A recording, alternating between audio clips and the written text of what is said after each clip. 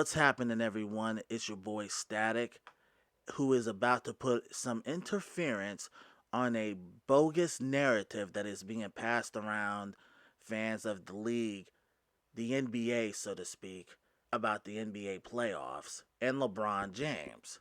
The narrative is being passed around is, and I call it a narrative, but it's more or less just an opinion. But the opinion is that LeBron James is not the GOAT because he needs a stacked team to be able to get to, let alone win the NBA playoffs, the NBA championship. I got news for you, people. Nobody wants to play with bums. And just to reaffirm what it is that I'm talking about, you guys want to act like, oh, really? So when is the last time a great player has actually teamed up with another great player to win the NBA title? Well, if you've actually looked through your NBA history, the majority of NBA teams that have won titles has had at least two Hall of Famers on their team. Now, before I continue, I just want to apologize to those that aren't used to hearing me talk sports.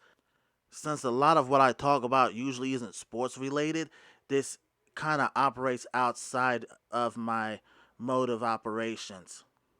However, I just felt like doing some basketball talk today because I am a huge basketball fan.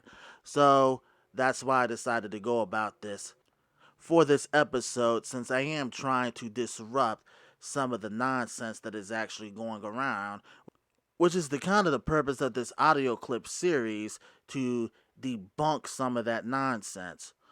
Now, back to the matter at hand. If you guys really want to take a look at the NBA history, you will see that, as I said earlier, many teams have won not just championships, but multiple championships, having multiple All Stars and at least two Hall of Famers on their teams. And to start, we're just going to go down the line and start with the 80s. And this one is going to be very short because I didn't want to delve too far into it. But the 80s had the Boston Celtics, and the Celtics had Larry Bird and Kevin McHale on their teams, and they won 3 titles just in the 80s alone. And then in 89 and 90, you had the bad boy Detroit Pistons that actually did have two Hall of Famers themselves in Isaiah Thomas and Dennis Rodman. Yeah, I said it. The wild man, Dennis Rodman. The same one that decided to become friends with that Korean dictator whose name I can't say right now. But yeah, that's the bad boy Pistons for you. But now we get to the 90s, and everybody knows about the 90s because the 90s was the Bulls' time pretty much. That's Michael Jordan. But people forget Michael Jordan wasn't successful at all, for the most part, before getting Scottie Pippen for his first 3 rings. And then his last 3 rings, he ended up getting Dennis Rodman. You remember, I mentioned him before, the same one with the bad boy Pistons. So Michael Jordan at one point had 2 Hall of Fame teammates. But nobody's bashing the fact that Michael Jordan has 2 Hall of Fame teammates. And then on top of that, Michael Jordan tried to add Patrick Ewing to the Bulls in hopes of being able to rule the NBA for the next 10 years. But Patrick Ewing said, nah, he wanted to beat MJ. Unfortunately for Patrick Ewing, that never happened. Now, before I even get to the 2000s, let's go to 1999, which was probably the most underwhelming duo on this list of players that I have as an example, just because one of them is a young Tim Duncan and the other was the veteran David Robinson, who won their first of 2 rings together in 99. And you can't really say for a fact that Tim Duncan was going to be a Hall of Famer, although I think most people had a very good idea that he would be a Hall of Famer when his time came. However, the point of me saying what I just said was that Duncan himself wasn't in his prime, and Robinson was at the tail end of his career when he won his first of 2 rings. And then you start with the year 2000, is when Kobe and Shaq finally became what they should have been the entire time. And Kobe and Shaq ended up winning 3 rings together themselves. And let's just move to 2003. the year after, where David Robinson would get his second and final ring with Tim Duncan, but also Tony Parker was on this team as well as they acquired him in 2001. 2003 was the first of three titles that Tim Duncan would win with Tony Parker and eventually Manu Ginobili throughout the 2000s as they would win again in 2005 and 2007, winning three rings in 5 years.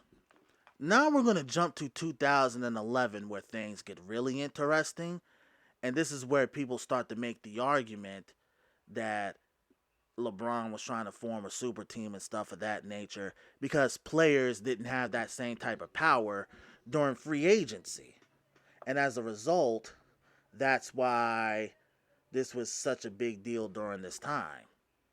The Miami Heat with Dwayne Wade, LeBron James, and Chris Bosh from 2011 to 2014 would end up making 4 NBA Finals, as most of you actual basketball heads already know. And you guys also already know that in 2011, they lost to the Dallas Mavericks, who did have two Hall of Famers, but they were considered to be quote-unquote over the hill, particularly Jason Kidd, who just joined there towards the tail end of his career. And then Dirk was probably at the end of his prime, Dirk Nowitzki. That same Heat team would beat the Oklahoma City Thunder in 5, and then the San Antonio Spurs in 7, before ultimately losing to the San Antonio Spurs in a immediate rematch featuring those same 3 Spurs I mentioned earlier, plus the emergence of a Kawhi Leonard, who, to be frank, didn't really look like the Kawhi Leonard everybody kept talking about in this year's playoffs with the LA Clippers, the same Clippers that choked the 3-1 lead to the Denver Nuggets. So now, let's go to 2015 with the Golden State Warriors, starting with Stephen Curry and Klay Thompson, who pretty much are almost all but guaranteed to go to the Hall of Fame at this point, and Stephen Curry has since won 2 regular season MVPs in 2015 and 2016, the latter making him the first ever unanimous winner of the award. So we all know that in 2015 and 2016, the Golden State Warriors and the Cleveland Cavaliers, with a returning LeBron James, end up splitting the NBA Finals 1-1 in those 2 years. And even though LeBron James had 2 All-Stars on his team in 2016, neither one of those dudes look like they're going to be set for the Hall of Fame when their careers are over. At least not in my opinion, they don't. So then, in 2017, Kevin Durant ends up joining the Golden State Warriors, who just won 73 games in 2016 and came up 1 game short of winning the NBA title in 2016 against the Cleveland Cavaliers. Now, a lot of people actually felt like Kevin Durant took the easy way out, and I kind of agreed with that starting off, but then I realized he actually played better in Golden State than he ever did in Oklahoma City. Those Golden State Warriors would end up playing a total of 9 games against the Cleveland Cavaliers and winning 8 of those 9 to win the NBA title, resulting in a sweep and a 5-game victory, respectively, in reverse years. And there you have it. We all know the Raptors won the title in 2019, but they didn't have 2 Hall of Famers, and they're an exception to the rule, just as there are a few exceptions to the rule. But the rule is, set in the NBA, is that if you're trying to win the championship, your team generally needs to be stacked, and that's just how the league has been, at least since the 1980s.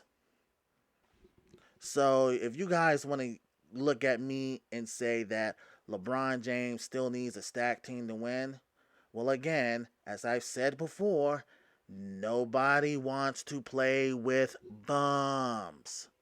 When you guys used to play pickup basketball and had to just pick teams, the team captains didn't pick the worst player first. They always picked the best player first. The worst player was always last. There's a reason for that. Because people don't really want to play with bums. Now, before I actually end this episode, I just want to throw a couple other things that are still basketball related out there.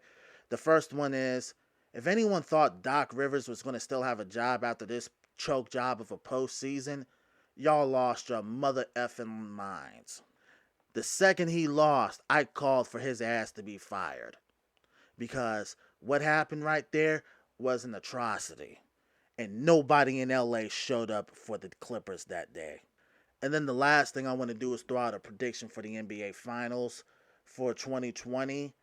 As much as I like the Lakers, I feel like the Miami Heat is just a tougher team, and I feel like they are better filled all across the board. Unfortunately, they still have to deal with both LeBron and Anthony Davis, and then on top of that, Dwight Howard coming off the bench.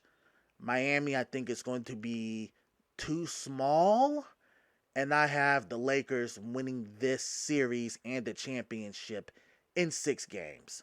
The sad part about all of this is that I actually want the Miami Heat to win because the way that team is built, it just makes for a really good feel-good story about a bunch of guys that just go to the gym, get on the court, they work hard, they played hard. Those guys are a bunch of dogs, and I really just want to root for them because they are just a bunch of dogs. These are the type of guys that I just love watching play in the NBA, where everyone is not just capable of just making plays, but they work hard on both sides of the ball.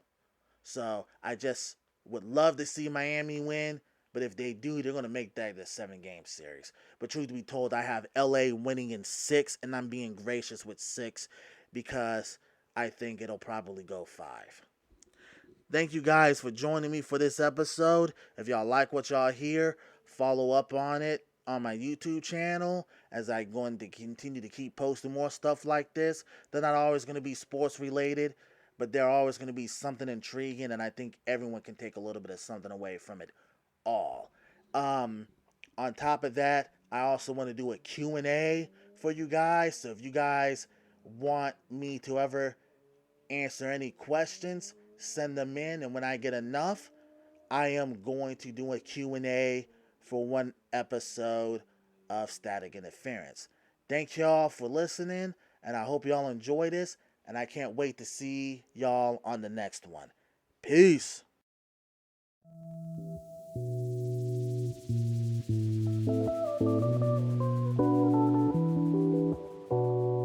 One game.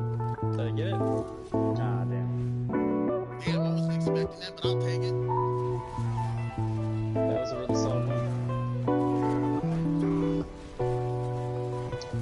Oh yeah! This was so funny.